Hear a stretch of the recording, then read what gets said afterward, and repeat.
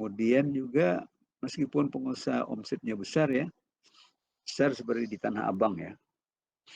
Abang itu kelihatannya aja pintu-pintu tokonya kecil-kecil ya, tapi omsetnya itu miliaran ya. Mereka ya untuk menghitung pajak itu untuk melakukan pembukuan tuh artinya tidak semua mereka bisa ya.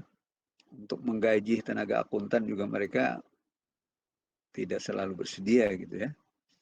Nah, untuk memudahkan mereka menghitung pajak, ada lagi ya diberikan ketentuan tentang yang disebut dengan cukup mencatat ya peredaran bruto. Nah, disebut pencatatan. Jadi istilah di pajak itu yang lengkap namanya pembukuan, pembukuan sederhana disebut pencatatan. Oke. Nah, mari kita perhatikan ya keterangan di sini agar lebih dipahami ya bagaimana caranya untuk bisa menghitung pajak itu dengan ketentuan perpajakan sesuai dengan undang-undangnya ya. Oke, Bapak akan share PPT-nya ya untuk diketahui. Ini sudah Bapak di web kuliah sudah Bapak anukan ya, bisa dibaca ya. Kalau kurang jelas nanti diulang lagi dibaca di sana. Nah, mari kita perhatikan ya penjelasan tentang hal ini ya.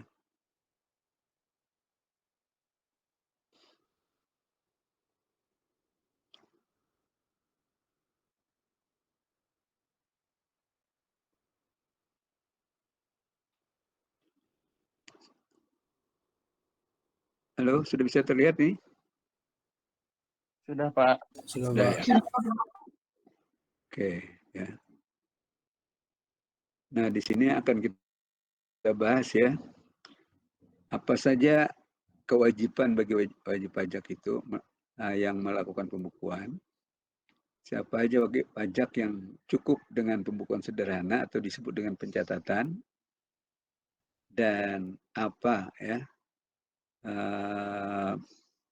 bagaimana cara membuat pembukuan dan bagaimana membuat pencatatan, ya kemudian sanksi kalau mereka tidak melakukan kegiatan ini. Yang keempat, nanti bagaimana kalau perusahaan itu perusahaan yang harus membukukan dalam bahasa asing. Dan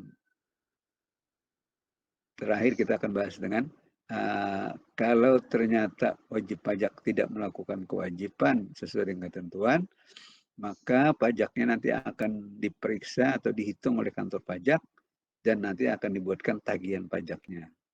Berikut denda ya. Kalau sampai kantor pajak yang menghitung pajaknya, mereka akan tambahkan denda. Tapi kalau kita wajib pajaknya sesuai dengan ketentuan, bisa menghitung sesuai dengan petunjuknya, ya. Kalau setelah SPT laporan itu dikirim, menurut kantor pajak udah oke, sesuai, kita sudah habis kewajiban ya. Jadi tuntas ya, tidak ada permasalahan di belakang hari. Tapi kalau ternyata menghitungnya nggak benar, apalagi yang sengaja dibuat tidak benar ya supaya pajak rendah, nah itu yang kita akan belajar nanti sanksi-sanksi yang harus dibayar ditambah dengan surat ketetapan pajak bagiannya. Oke ya, kita mulai dengan apa yang disebut pembukuan ya. Oke. Nah ini diatur dalam ketentuan umum ya, KUP, Ketentuan Umum dan Tata Cara Perpajakan. Ya. Jadi kita belum membahas undang-undang PPh-nya ya, ini ketentuan umumnya. Nah itu ya. Jadi yang dimaksud pembukuan ya di sini bisa kita lihat nanti adalah suatu proses pencatatan ya, mencatat juga sebenarnya, tapi catatan lengkap ini ya.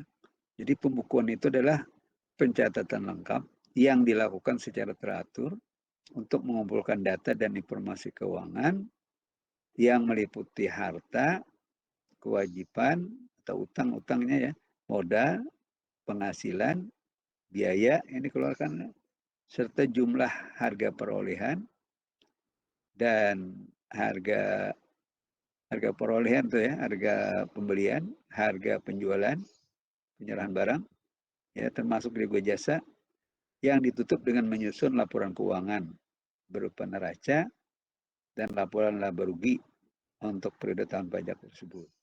Jadi ya yang disebut dengan akuntansi itu ya ini ya yang kita pelajari di kita jurusan akuntansi kan. Nah itu ya akuntansi yang harus buat itu yang disebut oleh ketentuan perpajakan disebut dengan pembukuan. Ya ini harus dibuat bagi perusahaan-perusahaan yang tertentu ya. Kemudian ya pajak dihitung berdasarkan laba berdasarkan pembukuan ini ya. Jadi sesuai dengan tarifnya. Jadi kalau sekarang ini 22%, maka labanya berapa? Ya pajaknya 22%. Jadi kalau yang rugi tidak dikenakan. Jadi kita itu kalau ditanya tadi ya, pingin nggak pajaknya besar? Ya harus jawab pingin ya. Kenapa? Karena pajak yang besar berarti keuntungan kita besar. Kalau kita bilang pingin pajak kecil ya, maka keuntungan perusahaan kita kecil. Nah, jadi tidak masalah pajak ini ya. Makin besar pajaknya berarti keuntungan kita makin tinggi ya. Oke. Nah, sekarang bagaimana cara yang kedua untuk melaporkan pajak ini? Jadi seperti perusahaan-perusahaan atau pedagang-pedagang ya, seperti pedagang di Tanah Abang itu, contohnya ya, itu sebenarnya omsetnya cukup besar ya. Itu miliaran ya omset mereka dalam 1 tahun. Mereka hasil penjualannya itu miliaran. Nah, untuk mengakomodir ya kemampuan mereka ini dalam buat laporan keuangannya, maka bagi mereka yang statusnya ini ya, bukan pengusaha, artinya tidak perusahaan besar, atau juga disebut ini ya, mereka ini dimasukkan kategori apa namanya hasil penjualannya tidak melebihi dari 1,8 miliar 1 tahun ya. Nah, sepanjang dia tidak mencapai 1,8, mereka boleh cara pembukuannya dengan cara pencatatan. Ya, jadi pencatatan sederhana yang dicatat itu hanya peredaran ya atau hasil penjualan atau disebut penerimaan bruto selama 1 tahun ya. Nah, nanti mereka sederhana bukannya berapa laku dalam 1 hari dikumpulkan 1 bulan dikumpulkan sampai dengan 12 bulan. Nah, baru nanti ya cara penghitungan pajaknya itu lebih sederhana ya. Kadang-kadang ini disebut juga menggunakan norma penghitungan ya. Norma penghitungan penghasilan neto. Jadi cara menghitung penghasilan neto itu ditentukan di ketentuan perpajakan ya. Bagi mereka pedagang dan jenis-jenis pedagang itu sudah ada tabelnya ya. Untuk pedagang di Tanah Abang misalnya mereka untuk menghasil penghasilan neto cukup 40% dikali hasil penjualan setahun. Contoh seperti itu ya. Nanti bisa kita lihat namanya pelaksanaannya. Nah, jadi mereka mencatat nanti berapa hasil penjualan, termasuk penghasilan yang bukan objek pajak. Ya, ada penghasilan yang bukan objek pajaknya, tapi harus dicatat juga untuk sebagai laporan ya, untuk dipantau oleh kantor pajak. Misalnya mendapat warisan. Nah, warisan itu bukan objek pajak, tapi dicatatkan juga di sini. Kemudian juga penghasilan yang bersifat final. Itu maksudnya seperti dia mendepositukan uang di bank. Ya, nah, dia mendapat bunga. Nah, bunganya itu sudah dipungut pajak langsung oleh bank yang bersangkutan. Disebut selesai, final, sudah selesai. Ada beberapa jenis penghasilan itu nanti akan kita pelajari lanjut ya. Oke. Nah, sekarang siapa yang wajib pembukuan? Nah, yang wajib pembukuan itu ya disebut dengan wajib pajak badan. Ya. Badan ini yang dimaksud adalah perusahaan ya, yang bentuk perusahaan. Baik PT, CV, NV, termasuk yayasan ya. yang berorientasi keuntungan.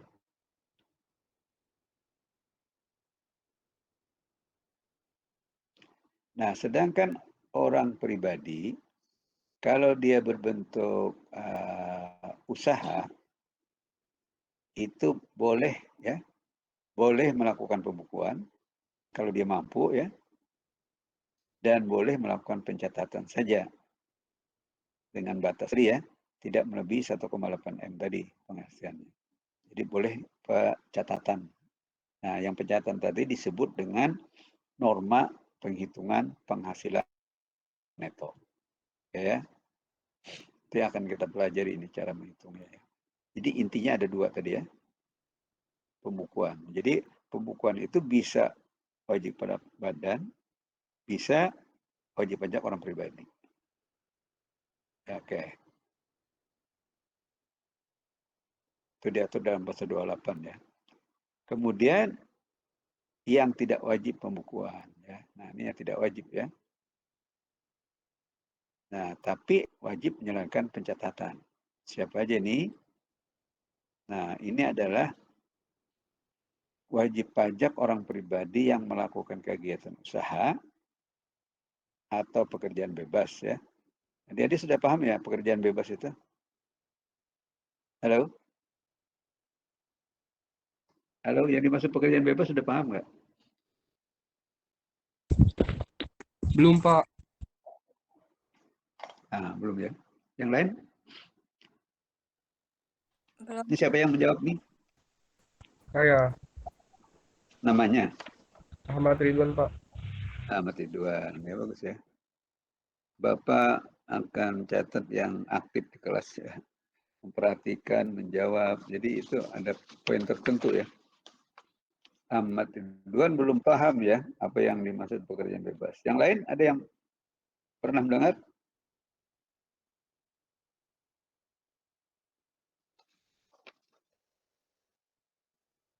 Belum, Pak. Belum semua. Ya, belum ada yang tahu ya pekerjaan bebas. Belum, Pak. Jadi gini. Oh ya, oke. Ya, berarti memang umumnya belum paham ya. Jadi ya penghasilan itu ada yang bersifat usaha itu kan usaha dagang lah ya. Usaha dagang itu seperti pedagang ya umumnya, pedagang umumnya ya, pengusaha ataupun pembikin barang ya. Kalau pedagang biasa beli barang, jual lagi, ya mengharapkan keuntungan selisih. Kalau yang penghasil barang, beli bahan mentah, jual bahan jadi, ya. Umpamanya pengusaha pakaian, baju ya, dia beli kain, produksi, jahit, menjadi pakaian, ya. Bahan mentahnya kain, diproduksi jadi pakaian. Nah itu pengusaha-pengusaha ya. Jadi ada juga pengusaha tadi yang beli berupa bahan yang sama ya, dijual lagi dengan harga yang sama. Jadi misalnya dia impor misalnya mobil, ya nanti setelah impor dijual lagi. Tapi dia mengharapkan keuntungan dari selisih harganya ya.